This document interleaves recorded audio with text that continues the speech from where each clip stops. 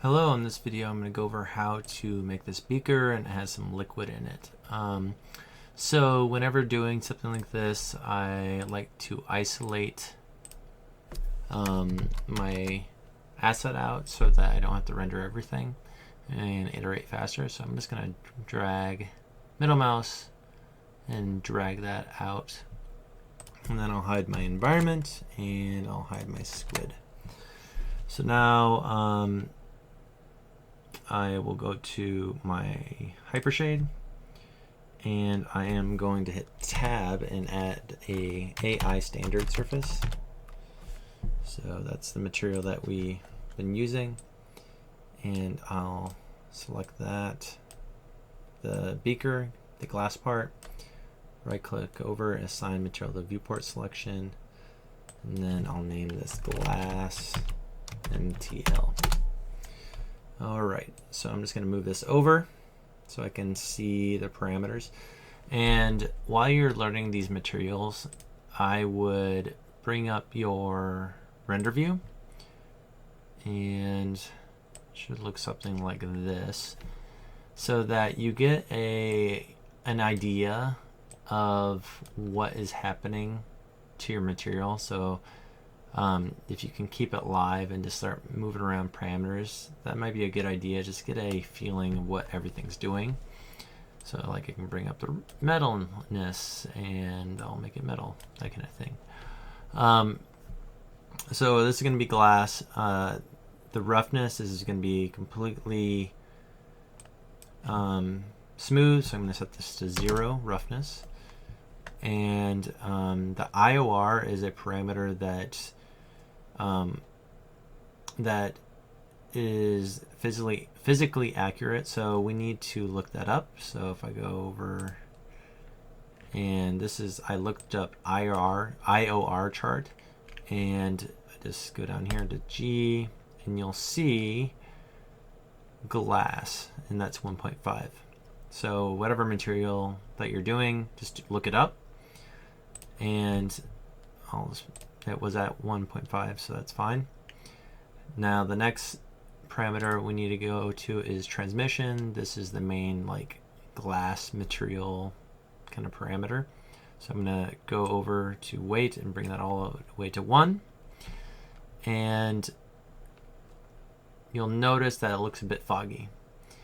So I think this is a bug, so I'm going to save this. And it's supposed to be completely see-through, or not see-through, but glass looking. So if I close out of here and reopen it, hopefully it will reset and it will look accurate. So sometimes Arnold does that, where you need to get out of your render view and come back to it, and it will fix it. So the next thing is the material inside. So I can click into here. There we go. And I'm going to make another material. A tab over here. AI standard is what material I want for the shader. There we go. And what we can do is do that same kind of thing, is plug it in, but sometimes using a preset, if you go up here, might be useful. So I can go over and put in, let's just try, so there's a couple like liquid ones. There's like blood, might be an interesting to start with, so I'll replace that. And let's look at that with the render.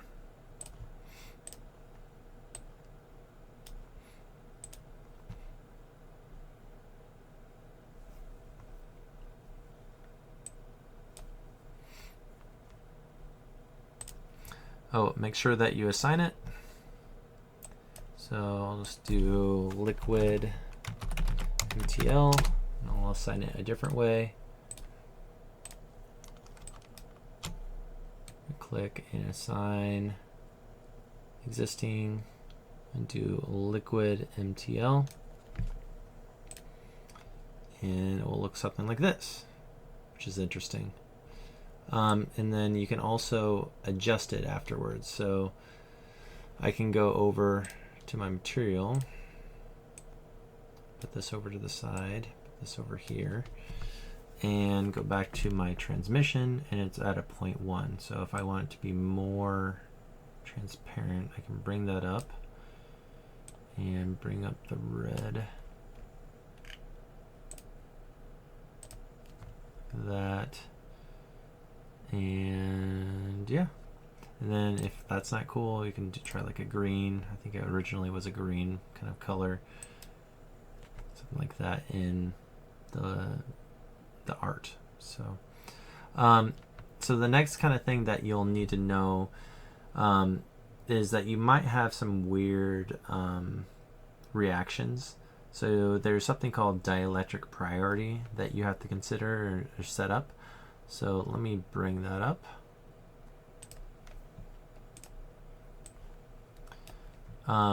If you search Arnold dielectric, nested dielectrics, this is this tool or this document that you should look through. But if we look through here, you can kind of see if we change the orders of these dielectric, these are the same kind of models, same materials, but they're assigned, each material is assigned a 1, both of them are 1, so you see it kind of blend together, and then one is called 1 and 2, and then you'll get this kind of thing where it's kind of blending only on this side. So, and then dielectric priority is disabled. It's on by default, so if you want that kind of effect, you have to turn it off. But this kind of gives you the different effects. So glass is number 3, the liquid is 1, and a bubble is 2, and the ice is 2. So what we need is 3 and 1, and you can see how it should be modeled with some intersection. So if you're seeing some weird black effect, it might be because you didn't extrude out a little bit or scale up when we did this. So just be aware of that if you're seeing some weird black effect in your material. So we need to set the glass material to 3. So I'm going to select that. And the liquid, I'll just click that, should be 1. So now is some there, and then that should give you accurate results. All right, I'll see you in the next video.